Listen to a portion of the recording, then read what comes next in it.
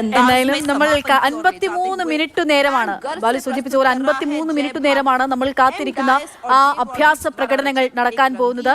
ഇപ്പോൾ സമയം ഇതാ 5:08 ആയിരിക്കുകയാണ്. ഇനി ഏകദേശം 7 മിനിറ്റ് സമയം മാത്രമാണ് ബാക്കി. ഇതാ മുഖ്യമന്ത്രി പിണറായി വിജയൻ, കേന്ദ്രമന്ത്രി സുരേഷ് ഗോപി ഉൾപ്പെടെയുള്ള ആളുകളൊക്കെയും ഇപ്പോൾ വേദിയിലേക്ക് എത്തുകയാണ്.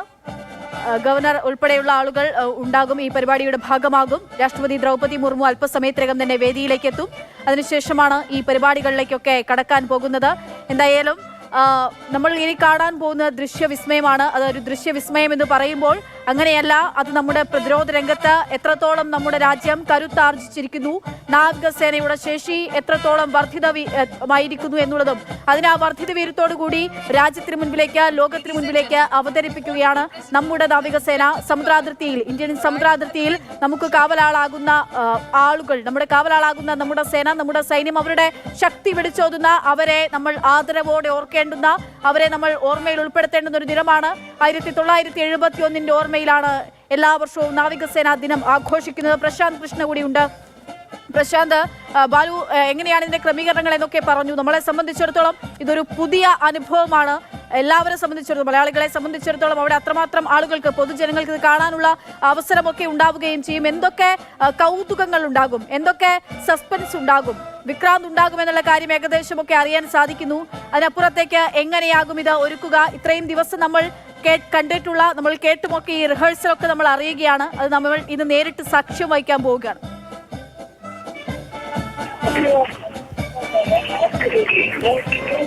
കടലിലുള്ള ആദ്യ കൗതുകം എന്നത് രാഷ്ട്രപതിക്കുള്ള ആദരവാണ്. MH-60R ഹെലികോപ്റ്ററുകളുടെ രാഷ്ട്രപതിക്കുള്ള ആദരവ് പ്രകടിപ്പിച്ചതാണ്. നമുക്കറിയാം, ഇത് അതിനോട് ഉദ്ദേശിക്കുന്നത് ഈ രാഷ്ട്രപതിക്ക് മുന്നിൽ ആദരവ് പ്രകടിപ്പിച്ച MH-60R ഹെലികോപ്റ്ററുകൾ കടലിൽ ലോ ആൾട്ടിറ്റ്യൂഡിൽ വളരെ താഴ്ന്നു പറന്നെത്തുകയും മാത്രമല്ല അതിലൂടെ നാവികസേന ഇവിടെ പ്രകടിപ്പിക്കുന്നത് നാവികസേന ഹെലികോപ്റ്ററുകളുടെ അല്ലെങ്കിൽ നാവികസേനയുടെ കരുത്തിന്റെ ഒരു പ്രൊഫഷണലിസവും അതുപോലെ തന്നെ കൃത്യതയുമാണ് ഇതിലൂടെ MH-60R ഹെലികോപ്റ്ററുകളുടെ സല്യൂട്ടിലൂടെ ഇവിടെ തീരത്ത് പ്രകടിപ്പിക്കാൻ പോകുന്നത്. രണ്ടാമത്തെ അത് 5:15 മുതൽ 5:16 വരെയാണ്.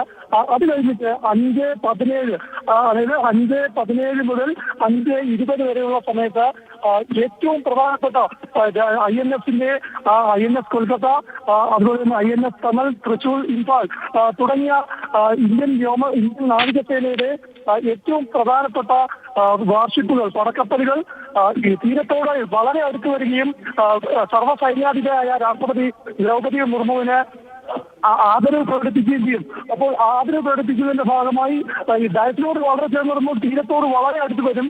അത് ഒരു ഇതുവരെ തിരുവനന്തപുരം കേരള തീരം കണ്ടിട്ടില്ലാത്ത കാഴ്ചകൾ തന്നെയായിരിക്കും. പടക്കപ്പലുകൾ കേരള തീരത്തോട് അടുത്ത് വരുന്നത്. അതിനുശേഷം ആദര സൂചകമായി ഫയറിംഗ് നടത്തും. അങ്ങനെ ആദ്യത്തെ 2 അഭ്യാസ പ്രകടനം അവർ നാവികസേനയുടെ സർവ്വസൈന്യാധിപ, നാവികസേനയുടെ നേതാവി എന്നത് സർവ്വസൈന്യാധിപ എന്ന നിലയിൽ രാഷ്ട്രപതിയോടുള്ള ആദരവ് പ്രകടിപ്പിക്കലാണ്.